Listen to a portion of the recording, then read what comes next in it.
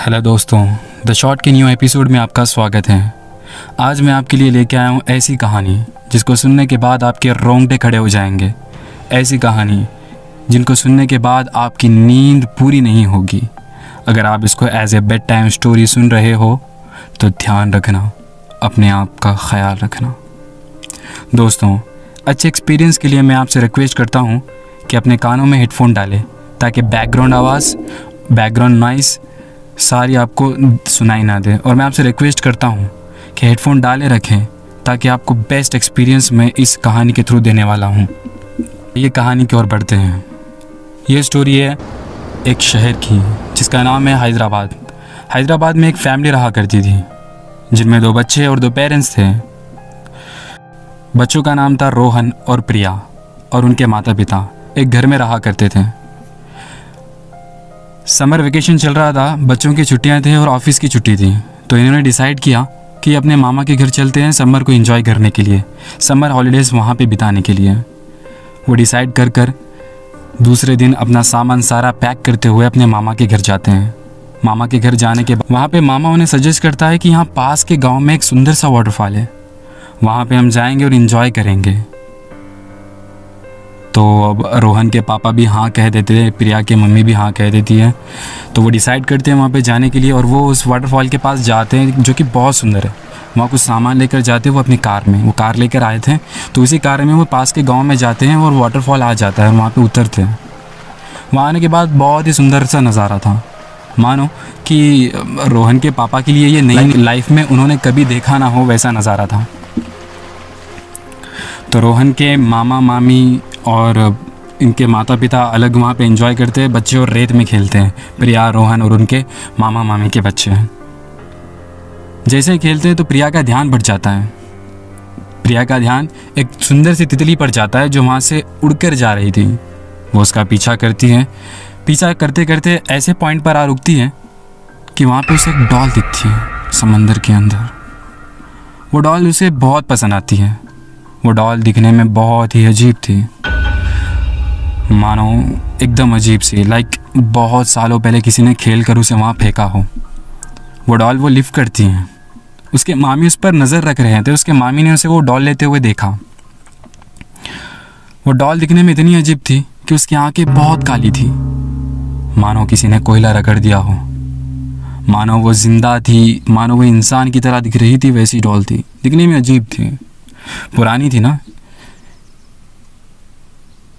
तो प्रिया की मामी उसे वापस बुलाती है अपने पास और कहती है कि इस डॉल को तो यहाँ पे फेंक दे, कचरा उठाकर घर में लाने की तेरी कोई ज़रूरत नहीं है। प्रिया छोटी मासूम बच्ची थी, वो अपनी ज़िद पर अड़ी हुई रहती है। कहती है नहीं, मुझे ये डॉल चाहिए, मुझे यही पसंद है। तो प्रिया की मामी उसके माता पिता से कंप्लेंट करती है। तो कंप्लेंट करने के बाद उसके माता पिता भी उसे बहुत समझाते हैं कि ऐसे चीज़ें जंगलों से उठा कर ले जाना बेटा ठीक नहीं होता। लेकिन प्रिया अपनी ज़िद पर अड़ी होती है, कहती है मुझे यही डॉल चाहिए। उसके पिता कहते हैं कि मैं तुझे बाजार से इससे सुंदर डॉल दिलाऊंगा। इसकी प्रिया बहुत ज़िद करती हैं, रोती है, गिड़गिड़ाती हैं। तो प्रिया के पिता भी कह देते हैं कि ये डॉल इसे साथ में लेने चलते। एक डॉली का तो मसला है ना, कुछ ज़्यादा बड़ी चीज़ भी तो नहीं ली उसने। चलो अगर बच्ची इसमें खुश है तो ले चलने देते हैं इसे। तो उसके पिता उसे इजाज़त दे देते हैं। अब वक्त बहुत हो रहा था, खेलते खेलते शाम हो गई, सूरज ढलने वाला था। ये लोग डिसाइड करते हैं कि इनके घर वापस चलते हैं। वो मामा के घर पे वापस जाते हैं, अपना सामान सारा समेट कर गाड़ी में रख देते हैं अपनी कार में और चले जाते हैं। जैसे ही मामा घर पहुंचते हैं तो वक्त बहुत ज़्यादा हो जाता है, रात के 12 बजते हैं। वो थके हुए थे, बहुत ज़्यादा थके हुए थे। वो अपना सामान बिना उठाए, सिर्फ मामा मामी अपना सामान उठाकर घर में ले जाते हैं कुछ सामान, और वो अपना सामान गाड़ी में ही रखते हैं। वो डॉल भी गाड़ी में ही थी। वो आ जाते हैं, आकर सो जाते हैं, आराम करते हैं। अगले दिन फिर 3-4 दिन मामा के घर बिताने के बाद उनका वक्त हो जाता है वापस जाने का। बच्चों के स्कूल्स भी अभी तकरीबन 5 दिन बाद चालू होने वाले थे। तो रोहन के माता पिता, प्रिया के माता पिता वापस अपने शहर हैदराबाद जाते हैं। मामा मामी से बाय करते हैं, गले लगते हैं और कहते हैं कि नेक्स्ट टाइम अगर कभी भी हॉलीडे रहेगा तो हम आपके पास आएंगे। ये सब होने के बाद प्रिया अपने मामा मामी को टाटा गिरती है, रोहन भी गले लगता है। रोहन रोती सी शक्ल बनाता है कि मम्मा और कुछ दिन रुक जाते हैं, लेकिन उसकी माँ मानती नहीं है। तो वापस वो अपने शहर हैदराबाद पहुंच जाते हैं। हैदराबाद पहुंचने के बाद वो वहाँ पे आराम करते हैं। कुछ दिन ऐसे ही गुजरते हैं, 1 दिन 2 दिन, तीसरे दिन प्रिया वो डॉल से इतना एडिक्ट हो गई थी मानो कि इसका कोई पुराना रिश्ता हो। वो इतना ज़्यादा इससे एडिक्ट हो गई थी कि उसको छोड़कर रह नहीं पा रही थी। हत्ता कि वो अपनी डॉल को इतना अच्छे से सजा रही थी, उसका मेकअप कर रही थी, कपड़े पहना रही थी उसे। ऐसे ही रात का वक्त होता है, वो रात भर डॉल के साथ खेलती है। जैसे कि हम जानते हैं सिटीज़ में पेरेंट्स अपने बच्चों के लिए अलग कमरा रखते हैं और अपने लिए अलग कमरा रखते हैं। इसी तरह रोहन के फैमिली में भी, प्रिया के फैमिली में भी उनका कमरा अलग था और माता पिता का कमरा अलग था। रात का वक्त होता है, उसके माता पिता कहते हैं कि तुम अपने कमरे में जाकर सो जाओ। वो अपने कमरे में जाकर सो जाते हैं। प्रिया अपनी डॉल को एक ऊपर ऐसी जगह पे रखती है कि जहाँ वो स्टेबल रहे। उस जगह रखने के बाद रात में तकरीबन 11 या 12:30 बजे वो डॉल नीचे गिरती है। वो होशियार होती है, वो डॉल को फिर से रखती है। फिर रात के 1 बजे फिर से वो डॉल गिरती है, उसे उठाती है, उसके रखती है। फिर और एक बार रिपीट होता है ऐसा ही सिलसिला। रात के 1:30 बजे फिर से आधे घंटे बाद वो डॉल नीचे गिरती है तो प्रिया उसे उठाकर खेलने लगती है। रोहन ये देखकर चौंक गया। रोहन, उसका भाई जो उसके बाजू में सोया हुआ था, प्रिया तेरे पास कोई टाइम नहीं है क्या खेलने का? तुझे यही वक्त मिला है क्या? डॉल को जाकर अपनी जगह रख और सो जा। वो उसे अपनी छोटी बहन को डांटता है। डांटने के बाद प्रिया अपने भाई की बात सुनते हुए इस डॉल को उसी जगह पर रख देती है। रखने के बाद कुछ दिन ऐसे ही गुजरते हैं। एक वक्त ऐसा आता है कि वो डॉल से बहुत ज़्यादा एडिक्ट होती है। रात में 1-2 बजे वो डॉल से खेलना चालू करती थी, कभी 12:30 बजे, कभी 1 बजे। यह बिहेवियर उसका देखते हुए रोहन अपने माता पिता को जाकर कंप्लेंट करता है। माता पिता को कंप्लेंट करने के बाद उसे प्रिया को बहुत डांटते हैं। मैंने तुझे पहले ही कहा था कि ये डॉल वहाँ से लेकर मत आ, तो फिर अपनी ज़िद पर इसे यहाँ पे लेके आई। फिर वही बिहेव कर रही है, वही एक्ट कर रही है। खेलने का कोई वक्त भी तो होता है ना, दिन में खेलना, रात में क्या है? रात में 1-1 बजे तक क्या है? इतना डांटने के बाद प्रिया सुनते हुए डॉल को रख के सो जाती है। वो डॉल फिर से गिरना चालू होती है, मानो वो डॉल को इशारा दे रही थी। रोहन भी परेशान हो जाता है। डॉल उसकी तकरीबन 2 बजे गिरती है, बहुत ज़ोर से आवाज़ में, तो वो उसकी नींद उछार हो जाती है। ये डॉल बार बार गिर क्यों रही है? वो परेशान होता है, अपने पेरेंट्स को जाके सुबह में फिर से कंप्लेंट करता है कि माँ, वो डॉल बार बार नीचे गिर रही है, कितना भी अच्छे से रखूं। फिर उसके माँ को शक होने लगता है। उसके पापा ज़्यादा ऐसे चीज़ों पे विश्वास नहीं करते हैं, वो इसे सुपरस्टिशियस मानते थे। इसीलिए उसकी माँ ने अपने हस्बैंड को बिना बताए वो डॉल को कहीं दूर ले जाकर फेंक दिया। फेंकने के बाद तीसरी रात जब प्रिया, जो दूसरी रात होती है जब प्रिया अपने कमरे में जाकर सोती है, वो डॉल उसके पास नहीं होती। वो सो जाती है, ढूंढती नहीं।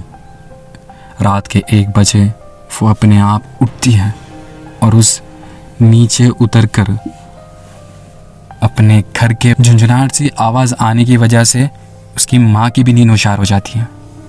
वो उठकर देखती हैं। वो क्या, वो बहुत परेशान हो जाती है कि प्रिया इतनी रात को जा कहाँ रही है।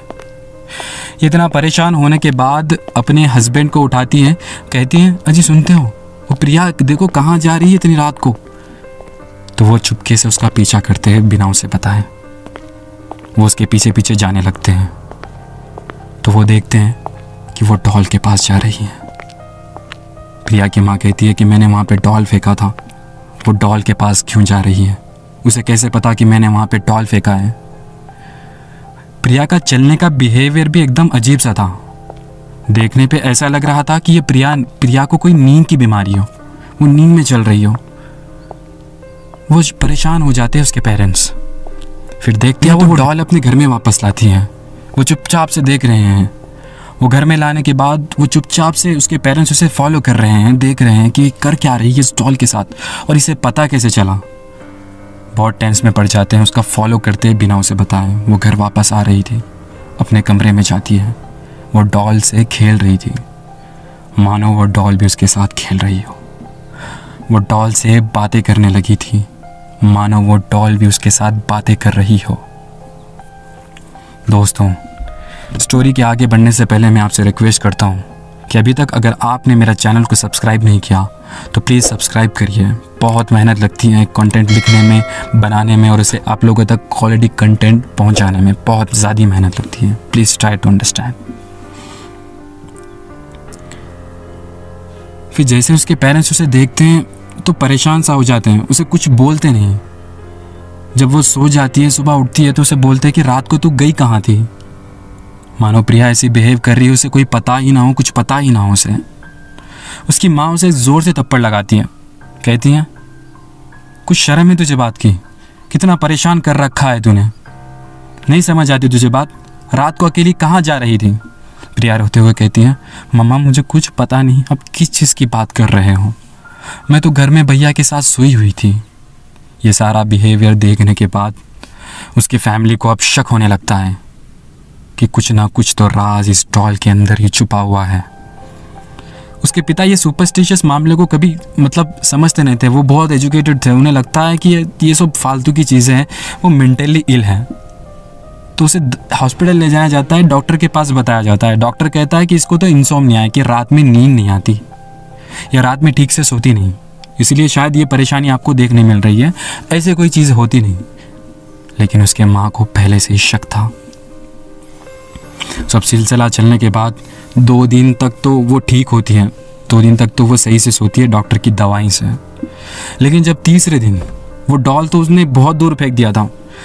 रोहन के पिता ने, प्रिया के पिता ने उस डॉल को कार में ले जाकर इतने दूर फेंक कर रखा था मानो वो डॉल वहाँ पैदल चलकर जाना भी इंसान का नामुमकिन है। तो रोहन की फैमिली क्या करती है, प्रिया की फैमिली क्या करती है, अपनी बच्ची को है ना अपने बीच में लेकर सोती है। रोहन भी साथ में सोने लगा, वो कमरे में सोते नहीं ताकि इस पे पैरवाई हो, इस पे निगाह रहे कि ये उठकर वापस कहीं चले ना जाए। ऐसे ही सिलसिला चलता रहा। तीसरे दिन जब वो अपने फैमिली के साथ उसी तरह से सोती है बीच में, तो उनके पेरेंट्स को ऐसा लगता है कि वो साथ में है, मतलब बीच में सोकर है, लेकिन एक्चुअली ऐसा होता नहीं। रात का वक्त होता है, 12:30 बज रहे थे। ये दोनों रोहन की फैमिली, इनके माता पिता बहुत डीप गहरी नींद में सोए हुए थे। मानो ऐसा लग रहा था कि प्रिया उनके बीच में ही सोई हुई हो, लेकिन देखने में ऐसा लगता है रोहन रात के 12:30 बजे उठता है, टॉयलेट के लिए अपने मम्मा को उठाता है। तो मम्मा उठती है, अपने राइट साइड में देखती है तो प्रिया दिखती नहीं है, फिर अपने लेफ्ट साइड में देखती है तो फिर भी प्रिया दिखती नहीं है। वो परेशान हो गई थी एकदम से। अपने हस्बैंड को उठाकर कहती हैं कि देखिए हमारी बच्ची गई कहाँ, इतनी रात, मुझे तो बहुत डर लगने लगा है, ज़रा देखो तो सही। वो आसपास उसे ढूंढते हैं, नीचे ढूंढते हैं, कमरे में ढूंढते हैं, बाहर आंगन में ढूंढते हैं, किलोमीटर तक सफ़र कर ढूंढते हैं। इतना ढूंढने के बाद भी वो मिलती नहीं। लेकिन एट लास्ट बचा हुआ उसका एक बाथरूम था जहाँ रोहन टॉयलेट के लिए जाने वाला था। रोहन टॉयलेट के लिए अपना दरवाज़ा खोलता है टॉयलेट का। जैसे ही दरवाज़ा खोलता है वो देख के परेशान हो जाता है, अपनी मम्मी को चिल्ला कर बुलाता है, मम्मा पापा ज़रा इधर आकर देखना ये क्या है। उसके मम्मा पापा इतना चिल्लाने के बाद पहले तो वो टेंशन में थे, घबराए हुए थे। वो आकर बाथरूम में देखते हैं तो प्रिया उस डॉल के साथ वहाँ पे बैठी हुई थी। अब उसके पेरेंट्स बहुत परेशान होने लगे, उसे देखकर घबरा गए, डर गए, मानो उनके पसीने छूट रहे हैं। रोहन का पिता कहता है कि मैंने इस डॉल को तकरीबन यहाँ से 80 किलोमीटर दूर फेंका था, पर इसके पास ये डॉल आई कहाँ से, और ये ऐसी क्यों लग रही है, और ये बाथरूम में बैठी क्यों है। वो रोने लगता है, वो घबराने लगता है, उसकी बीपी हाई होने लगती है। उसकी माँ वो देखकर परेशान होने लगते हैं कि बेटा तू ये क्या हाल बना रखा है अपना। तो बेटी एक अलग ही अंदाज में हंस रही है, मानो वो प्रिया की आवाज़ नहीं। वो कहने लगती है हंसते हंसते कितनी दूर तक फेंकोगे तुम मुझे? कहाँ तक ले जाओगे? तुम इंसानों ने मेरा जीना हराम कर रखा है, पहले भी हराम कर रखा था, अभी भी हराम कर रखा है। कहाँ तक फेंकोगे तुम मुझे? तुम जहाँ तक भी फेंकोगे मैं वापस आती रहूँगी, बदला लेती रहूँगी। ऐसा कहकर वो अनकॉन्शियस हो जाती है। ये देखते हुए रोहन के पिता बहुत परेशान होते हैं। अब वो इतना सुपरस्टिशियस मानते थे इन चीज़ों को, वही सलाह देते हैं कि चलो किसी तांत्रिक के पास चलते हैं और इसको दिखाते हैं। वो डॉल भी अपने साथ लेकर कार में बैठकर बिना किसी को बताए तांत्रिक के पास जाते हैं। जंगल के रास्ते बीच तांत्रिक संन्यास करता हुआ बैठता है, तो उस तांत्रिक के पास जाते हैं। तांत्रिक के पास जाने के बाद सारा किस्सा सुनाते हैं। तांत्रिक कहता है उस लड़की को और उस डॉल को मेरे सामने लाओ, उस गुड़ी को मेरे सामने लाओ। जैसे ही वो गुड़ी और डॉल को सामने लाते हैं तो एक मंत्र वंतर फूंक कर अपने हाथ में कुछ लेकर वो डॉल पे मारता है। जैसे ही डॉल पे मारता है तो डॉल के अंदर से खून निकलने लगता है। उसके जिस्म से एक इंसानी खून निकलने लगता है। अपने शोल्डर साइड से निकलने लगता है, पेट के साइड से निकलने लगता है, सर के साइड से निकलने लगता है। मानो किसी ने वहाँ पे उसके चाकू कुफस दिए हो, मानो किसी ने उसे वहाँ पे चाकू कुपस कर मारा हो। ये देखकर रोहन के माता पिता बहुत परेशान होते हैं। प्रिया के माता पिता बहुत ज़्यादा परेशान हो जाते हैं कि कहते हैं कि ये क्या है। फिर वो डॉल बात करने लगती है। जैसे बात करने लगती है, तांत्रिक उनसे दरख्वास्त करता है कि तुम यहाँ से थोड़ी देर दूर चले जाओ, मुझे इससे बात करनी है। वो सारा किस्सा सुनता है। सुनने के बाद कहता है कि तुमने इस मासूम लड़की को पकड़ा क्यों, कि तुम इस मासूम लड़की के पीछे पड़ी क्यों हो? तुम्हारा क्या बिगाड़ा है इसने जो तुम इसके पीछे आ रही हो? इतना सुनाने के बाद वो डॉल कहती है, मैं भी तो मासूम ही हूँ ना। मैंने क्या बिगाड़ा था तुम इंसानों का, जो तुमने मेरे साथ इतना ज़्यादा जुल्म किया? मैं जहाँ भी जिसके भी जिस्म में आऊँगी, जहाँ भी आऊँगी, सब इंसानों का कत्ल करते रहूँगी, क्योंकि मुझे अब इंसानों से नफ़रत है, क्योंकि मुझे अब इंसानों से बहुत ज़्यादा नफ़रत है। तुम लोगों ने जो मेरे साथ किया है, क्या मैं मासूम नहीं थी? सारा किस्सा सुनने के बाद तांत्रिक उससे पूछता है तो सारा किस्सा, सारा मामला उसके सामने आ जाता है, मालूम होता है। वो रोहन के माता पिता को कुछ कहता नहीं है। वो डॉल को लेकर अपने मुरीदों से कहता है कि इसको कहीं दूर जाके दफना दो। तांत्रिक को भी पता था कि ये एक पास्ट में बिना पाप की हुई आत्मा है, यानी इसने कोई गुनाह किया नहीं। ये एक मासूम सी आत्मा है, इसे वश में करना बहुत ज़्यादा मुश्किल है। दोस्तों, कहानी के आगे जाने से पहले मैं आपसे रिक्वेस्ट करता हूँ कि हेडफोन को अच्छे से बांधे रखें, और अगर आपको डर हो रहा है तो वीडियो को यहीं स्किप करना। जैसे ही तांत्रिक कहता है वो चीज़ वहाँ पे रख देते हैं, तो अगले दूसरे दिन फिर से प्रिया अपने घर से गायब हो जाती है। घर से गायब होने के बाद वो सारी कंप्लेंट पुलिस स्टेशन में फ़ाइल करते हैं। सब कुछ हो जाता है। फिर देखने के बाद वो तांत्रिक को तक बोलते हैं, तो वो तांत्रिक उस गुड़िया के पास जाकर चेक करता है, तो वहाँ पे एक पेड़ भी था। उस पेड़ पर बांधी हुई सेम एज इट इज़ जैसे गुड़िया दिखती है, वैसा ही मेकअप कर कर उसकी आंखों पे कालापन, उसके बाल बिखरे बिखरे हुए, वो पुरानी सी, मानो उसकी मौत होकर 10 दिन हो गए हों, वैसी लाश उस पेड़ पर बांधी हुई थी। ये देखकर बहुत परेशान होते हैं। पुलिस भी इसकी तहकीकात करने लगती हैं कि बताओ ये सिलसिला क्या है। सारा सिलसिला, सारा मामला पुलिस के सामने आता है, और वो रोहन के माता पिता से कहते हैं कि तुम बाद में आना, अपना ख्याल रखना, हम इसके पीछे का राज आपके पास लाएंगे। दोस्तों, जब तक वो पुलिस ऑफिसर अपना जो भी होता है, वो इंसिडेंट होता है, उसका किस्सा सामने नहीं लाते हैं, तो मैं आपको रिक्वेस्ट करता हूँ कि वो पुलिस सारा मामला इन्वेस्टिगेट करने के बाद सामने लाने तक आप वेट करिए और देखिए। फिर हम उसके बाद डिसाइड करेंगे कि इसका नेक्स्ट पार्ट, अगर इस वीडियो पे 100 से ज़्यादा लाइक्स आ जाते हैं तो मैं एक्सपेक्ट करूँगा इसके नेक्स्ट पार्ट बनाने के लिए, उस पुलिस की इन्वेस्टिगेशन के बाद। दोस्तों, अगर आपको मेरी कहानी पसंद आई तो शुक्रिया, धन्यवाद।